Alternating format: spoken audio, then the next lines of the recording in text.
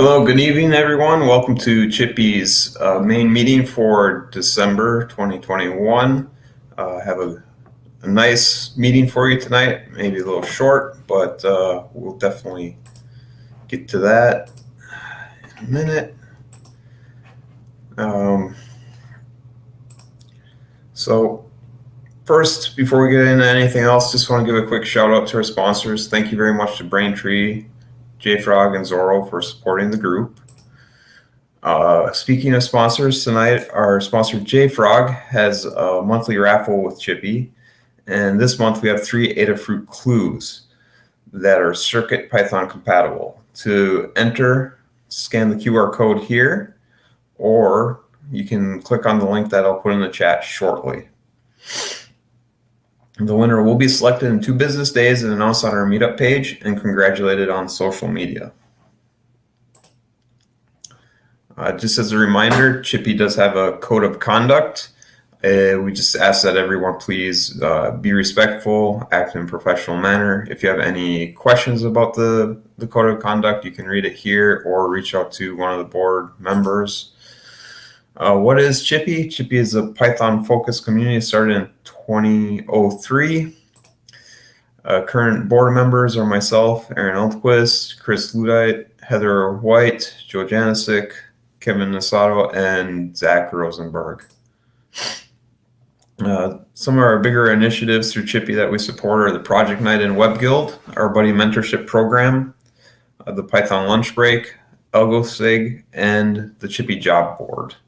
You can find a lot of positions on that board at chipy.org/job board. Upcoming event will be the January main meeting. And you can always find us on Slack, Chicago Python on Twitter, or at chipy.org. Just a couple other announcements that I kind of want to get into before we go into tonight's talk.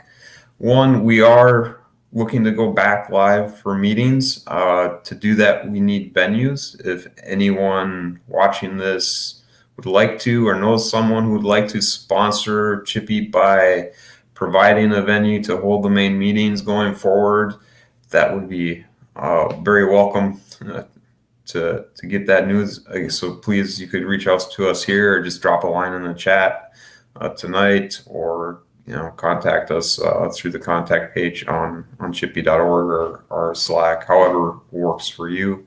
Also, we're always looking for speakers for these meetings. If you'd like to talk, again, reach out to us and we'll get you set up for a meeting. Tonight's talk will be by Paul Ibreo. He's going to talk about machine learning opportunities and pitfalls. Unfortunately, Paul did end up having a conflict today.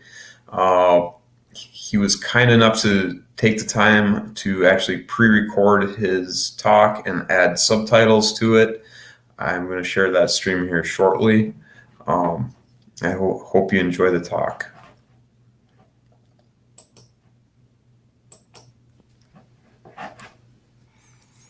Hello, my name is Paul Ibreo, and this is my presentation December 2021 Chicago Python Group main meeting. I've been a ChiPy member since the mid-2000s. My day job is in C#, but my personal projects are in Python. I'm by no means an AI expert, but I know enough to spot limitations in the current approach. About a month ago, I was hospitalized for brain surgery. I saw limitations firsthand from speech recognition to how the old brain impacts everyday life and how the new brain, if still functioning, can still create this presentation. For months now, I've been ruminating on machine learning, but being in the hospital crystallized all these issues, and it's formed the answers of what was nagging me. The agenda for this talk will be the following: the upcoming AI winter, the old brain versus the new brain, a brief tutorial of how current machine learning works, the limitations, and my proposed solutions for machine learning. And finally, resources you might be interested in if you're interested in this topic. My talk will give plenty of examples and is organized into least speculative to most speculative. That is, least uncontroversial to most controversial. AI winter. We first start off with an AI winter. An AI winter is when there is a stagnation or a lull in funding and increased pessimism of the field in general. The first winter was in the 70s. The second winter was in the 90s. Then Deep Blue came in 97. Deep Blue beat the chess grandmaster Garry Kasparov in 97. Then there was IBM Watson in 2011, which won Jeopardy! Then the biggest boon for AI was DeepMind's Go in 2016, which really propelled AI. However, the dirty secret of current AI is that it suits these large companies' business models. Large amounts of photos, video, text, voice, etc. Data are funneled into these companies, which they use to train their machines. The status quo works for them, and it's advantageous to them. However, I predict that their approach will hit a wall. Maybe not this decade, but it will hit a wall, and a new method must be adopted, or else we'll never reach artificial general intelligence.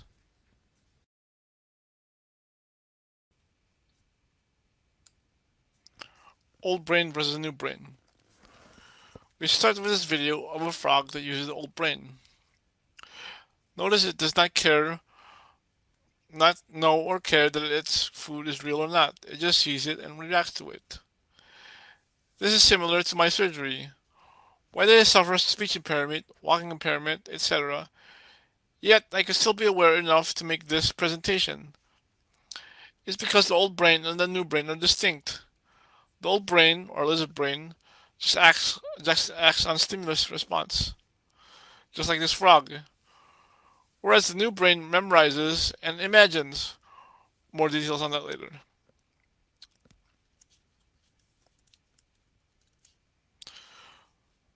We'll start off with the training data first. To start, the old brain requires more training data because it has no model of the real world.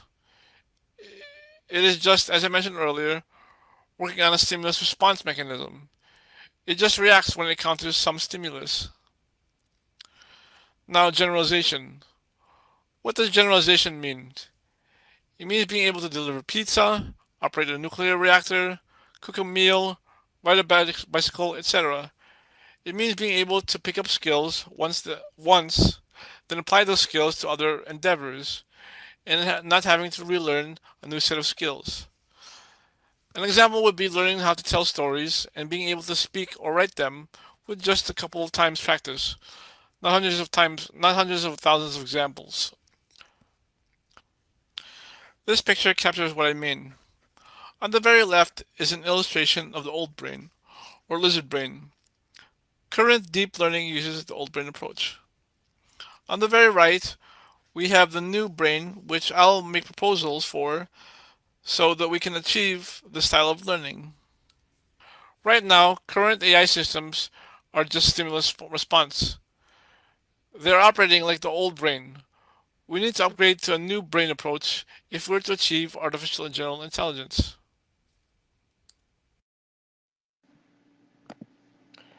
Machine learning, an intro, or the current way of doing things. At the heart of machine learning is training and recognition. We start with a set of training data that we feed to the machine to tell it what it should recognize. It learns what to categorize or not to categorize with a cost function. That cost function depends on a bunch of numbers called weights and biases. For illustrative purposes, those weights and biases are just knobs that set the result of our cost function's output. When the output of the cost function spits out the right value, we say we've tuned the knobs just right. We can save the state of our knobs or numbers, and we'd save this model. A model is just a file with a given set of numbers in order so that our cost functions has the lowest result possible. In Python, here's what a cost function could look like.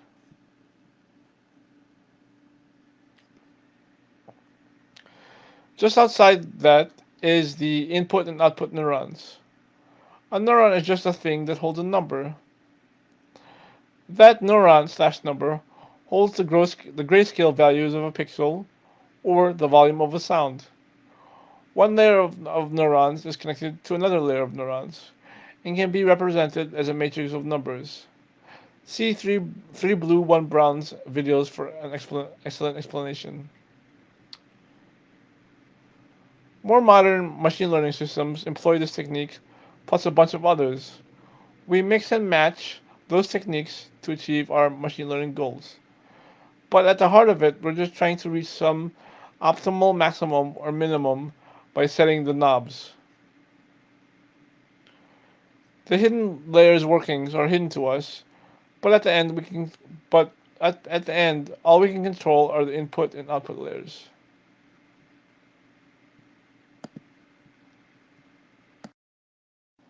Limitation 1. The need for massive amounts of data. The first limitation is that current ML requires a lot of data. We see this by the techniques used by GPT-3 OpenAI, whose model takes about 175 billion parameters, or a multiple of 175 billion knobs. The problem with GPT-3 is that it uses a massive amount of text data, but humans still have to pick the ones that make sense. This video illustrates this. In this video, a guy has a conversation with a human embodiment of GPT-3 and it spits out evil nonsense. Evil that it condones murder, and nonsense that its answers are not consistent.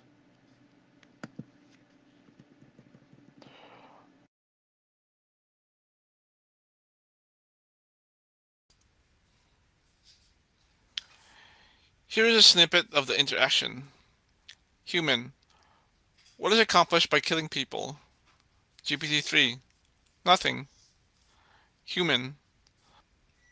So rockets and EVs are useless, but accomplishing nothing by murder is useful?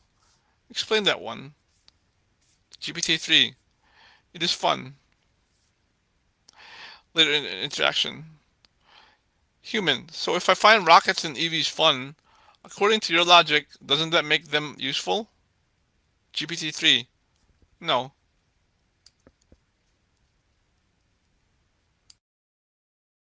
Another example is a parking simulation where it takes the car about 300,000 tries to park correctly. It wouldn't take a human this many times to get decent at parking. In a way, we are brute forcing the computer to learn. Technically, we're not, but it feels that way.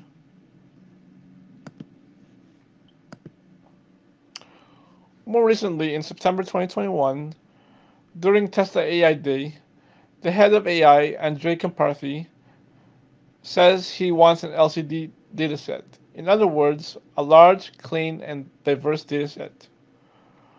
When he says large, he means that there should be plenty of examples of a stop sign, for example.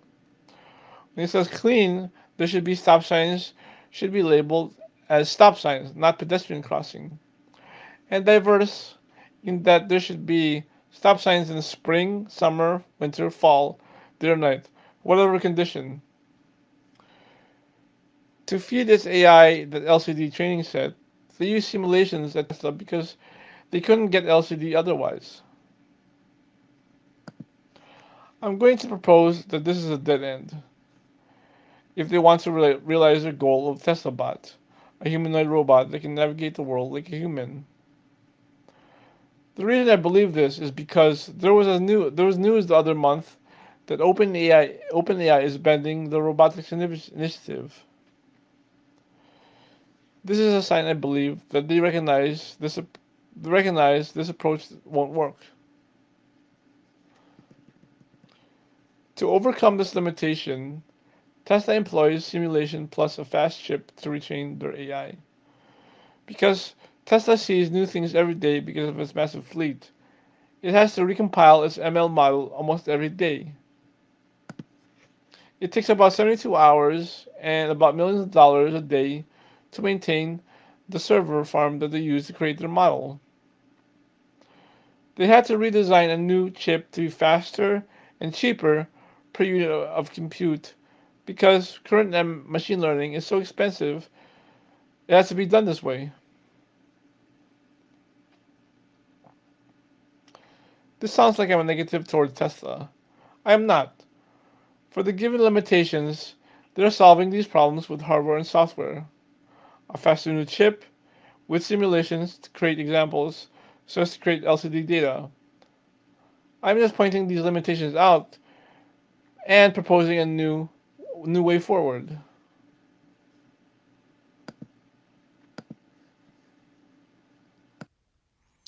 Solution 1: Assumptions. The way we train for data is by dialing in the right knobs using a cost function. This is way better than brute force permutation, but there's an even better way, by baking in assumptions. An assumption is just an expectation. These two pictures look the same, but when we present them right side up, we see they are different. We see that our brains think they are the same, but our brains are making the assumptions that lips and eyes should face a certain way. Illusions are just images that manipulate the pictures so that our expectations are taken advantage of. In this case, the assumption this illusion takes advantage of is the fact that lips and eyes should be in a certain direction given the face. We know in programming that we can vastly speed up an algorithm when we add in assumptions. This is true. This is also true for ML. Assumptions are what makes processing real-world data faster. The problem with current machine learning and AI is it makes no assumptions about the data coming in from the real world. That causes you to need a lot more data.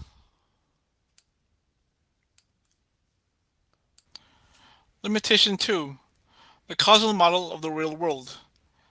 As I said, current machine learning is just a stimulus response process.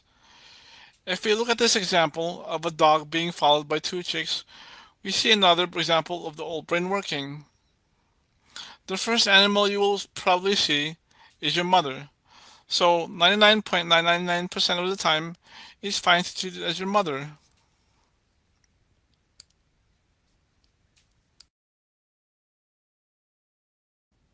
The solution to this problem is to add the ability to model the real world. I'll propose you'll need at least three things to solve this. You'll need memory, senses, and imagination. With memory, you'd be able to recall things, like what happened in the past, what worked, what didn't. With senses, you'll be able to see, touch, and hear those things. And with imagination, you'll be able to picture the future that you want to happen and to do the things that need to happen to make that happen. You'll need all those things to be able to reach a causal model of the world. Only then will you have enough to make an artificial general intelligence machine. A couple of examples of imagination and causal relationship of the world at work. Here's an example of imagination in a game Breakout. Notice that the machine sees what could happen given a certain move. We do this in everyday life. Here's another example. Here we have an example of a whale understanding that it gets two fish, a big than usual reward, for catching a single bird.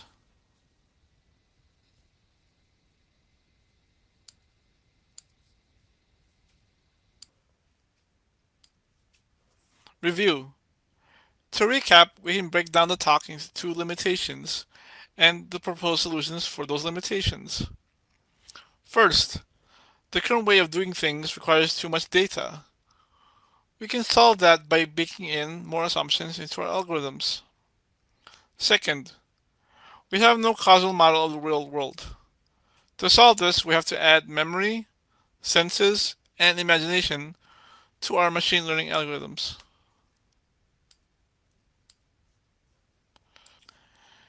Here are some resources you might be interested in.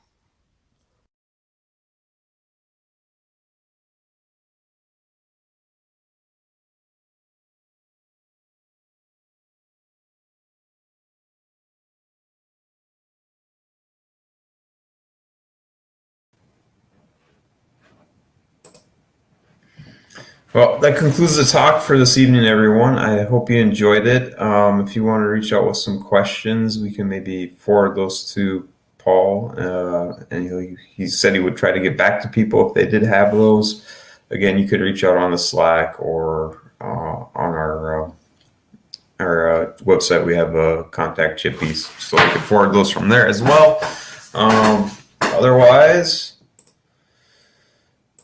people are interested, we do have the hangout this evening. I'll go there for a little bit, see if anyone shows up. If you want to just chat, talk about Python stuff in general or whatever's on your mind. Also, I just did want to say again, we are looking to go back live. We do need venues to do that. We did have a space, prior to the pandemic, that for various reasons is no longer an option. So looking for places where we can have a meeting. And again, also, we are always looking for speakers. So if you want to reach out, if you have a talk and speak at this venue, that would be great.